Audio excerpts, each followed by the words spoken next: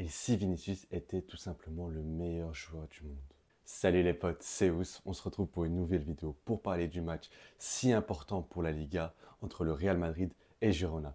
Un match que j'ai nommé la finale de cette Liga, un match qui aura tenu ses promesses, un match passionnant. Bref, parlons du débrief et des enseignants de ce match.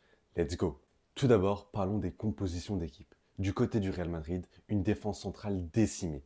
Rudiger blessé, Nacho blessé, Alaba blessé, Eder Militao blessé. Aucun défenseur central disponible. Même à la Castilla, tout le monde est blessé. Donc il a fallu inventer quelque chose et on peut compter sur Carlo Ancelotti pour trouver toujours des trouvailles assez surprenantes. Tchouaméni, qui avait été testé précédemment, a été mis en défense centrale et a fait un match excellent.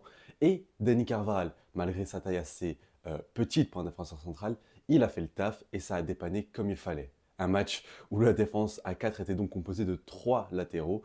Lucas Vasquez, Ferland Mendy, excusez-moi, Dani Carvajal et donc Aurélien Tchouaméni. Au goal, Lunin qui garde la confiance du coach, qui a fait de très très bons matchs avec le Real Madrid, qui apporte une certaine sérénité au poste de gardien qui manque depuis l'absence de Thibaut Courtois et Kepa Arrizabalaga qui fait vraiment des matchs très mauvais. Au milieu de terrain, nous avions Kroos, Valverde et Camavinga. Un milieu excellent, j'en parlerai plus tard, mais l'une des clés de ce match. En attaque, nous avions Vinicius, Rodrigo et derrière eux, Jude Bellingham. Bref, une équipe totalement forte et totalement prête pour ce choc qui allait décider de l'avenir peut-être de ce championnat.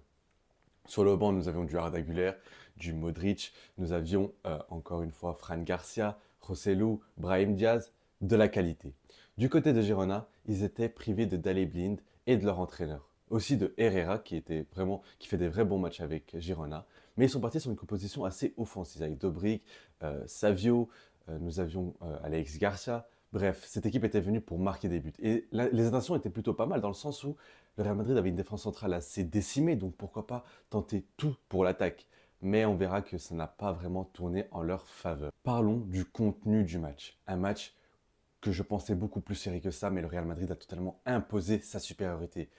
Dès le début du match, Vinicius décide de montrer qui est le patron dans ce match. Il marque un but lointain avec encore tous les défenseurs devant lui. Il arrive à trouver un but qui n'était pas une lucarne, mais un but qui va tromper le gardien et donc va marquer un but superbe dès le début de match qui va mettre le Real Madrid sur de bons rails, qui va les lancer dans ce match si important pour le titre. Je vais revenir tout de suite sur Vinicius, mais avant ça, revenons sur le deuxième but, sur une passe magnifique de Vinicius encore une fois pour Jude Bellingham qui va dribbler le gardien d'un sang-froid digne des plus grands numéro 9 et marquer son but 2-0. Girona est à terre, le match est totalement plié.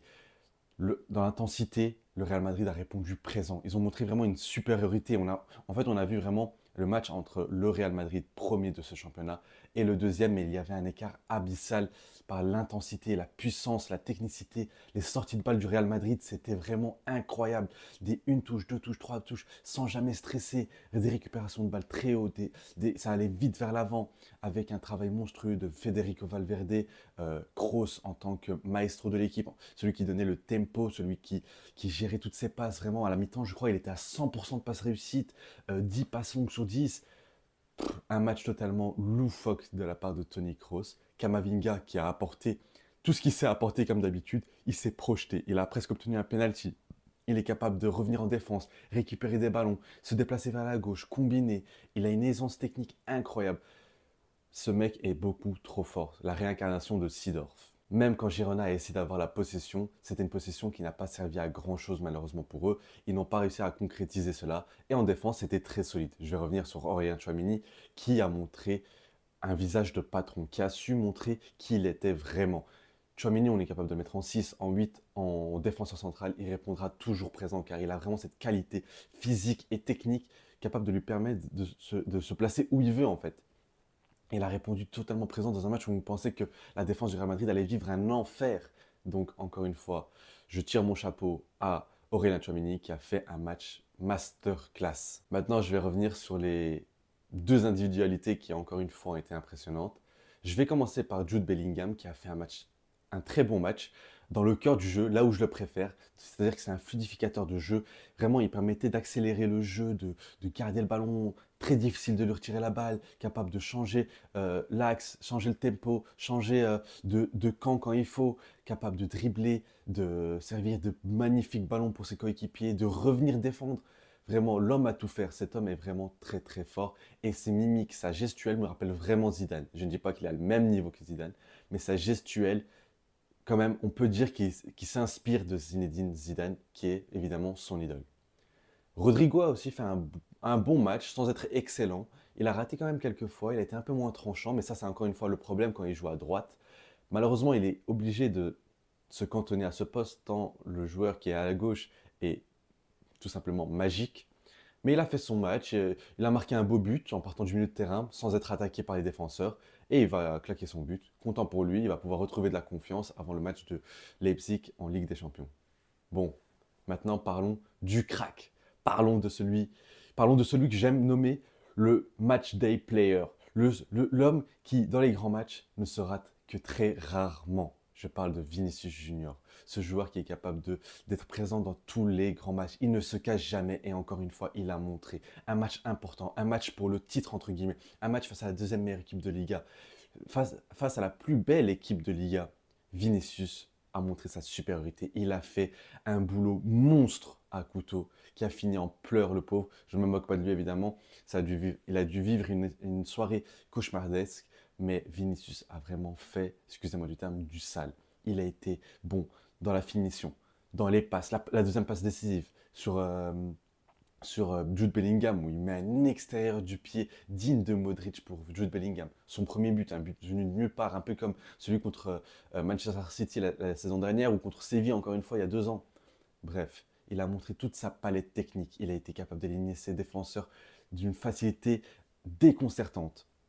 Sur le but de Rodrigo, il fait encore une fois sur le côté gauche ce qu'il veut des défenseurs. Il y a un couteau encore une fois, désolé pour lui, il s'est fait mélanger de tous les côtés. Vinicius dans les grands matchs, c'est une valeur sûre. Je l'ai dit dans mon tweet, Vinicius est le joueur de sa génération qui s'impose le plus dans les grands matchs. Je suis désolé, personne ne le regarde à ce niveau-là. Vinicius, quand il s'agit d'un match à haute intensité, un match important, les caméras sont rivées sur lui, il répond toujours présent.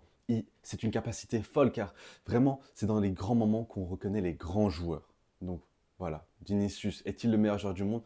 Pour moi, il n'est pas encore le meilleur joueur du monde, en tout cas pas le seul, mais facilement top 5. Et dire que cette saison, il s'est blessé assez longuement, depuis qu'il est revenu et qu'il enchaîne, il est excellent. Je voulais parler aussi de Carlo Ancelotti qui fait encore une fois du bon boulot avec le Real Madrid. Sans numéro 9, sans défenseur centraux encore aujourd'hui, zéro défenseur central présent sur la feuille de match, il faut le dire quand même. Et il arrive à battre l'équipe la meilleure équipe de cette Liga après le Real Madrid, 4-0 au retour et 3-0 à l'aller. Non, vraiment, il faut féliciter ce que fait Carlo Ancelotti, car beaucoup disent oui, son style de jeu et la manière dont l'équipe joue, etc. Carlo Ancelotti est l'entraîneur parfait pour cette équipe. Il est celui qui manage le mieux cette équipe. Il est capable de tirer profit au maximum de ses joueurs. Rien que pour cela, Carlo Ancelotti doit rester encore. Et heureusement, car le Real Madrid l'a prolongé. Pour moi, il doit encore rester au moins 1 ou 2 saisons en récupérant des défenseurs centraux, en récupérant son gardien titulaire, en récupérant peut-être un numéro 9, Mbappé peut-être. Bref, Carlo Ancelotti fait un excellent match. Et aujourd'hui, personne ne peut dire que le match du Real Madrid face à Girona était un match mauvais ou un match avec des circonstances ou l'arbitrage. Le Real Madrid a fait un match complet de A à Z, de la première minute à la dernière minute. Bon, il y a eu le pénalty raté de Joselu provoqué par le jeune prodige turc Arda Güler. D'ailleurs, ce petit, il est vraiment talentueux et on sent vraiment qu'il a quelque chose. On sent que il veut se montrer, mais il veut aussi faire les choses bien. Donc, il va s'appliquer sur les passes, il va s'appliquer sur les centres, il va faire des remises. Mais dès qu'il sera débloqué, dès qu'il sera en confiance, on va voir ce qu'est le vrai prodige turc. Donc, 4-0 pour le Real Madrid. Ils prennent une belle avance sur Girona, 5 points d'avance. En attendant le match du FC Barcelone, la Liga n'est pas encore finie, mais là, ils viennent de mettre un coup de massue sur leur dauphin. Et la Liga, pour moi, risque d'être compliquée pour quelqu'un d'autre que le Real Madrid. Maintenant, focus sur la Ligue des Champions avec le match aller à Leipzig. Un match qui sera très intéressant tant la capacité offensive de Leipzig est très surprenante et très forte avec un Loïs Openda, avec un Xavi Simons, avec des Dani Olmo. Bref, il faudra voir ce que ça va donner mardi en Ligue des Champions.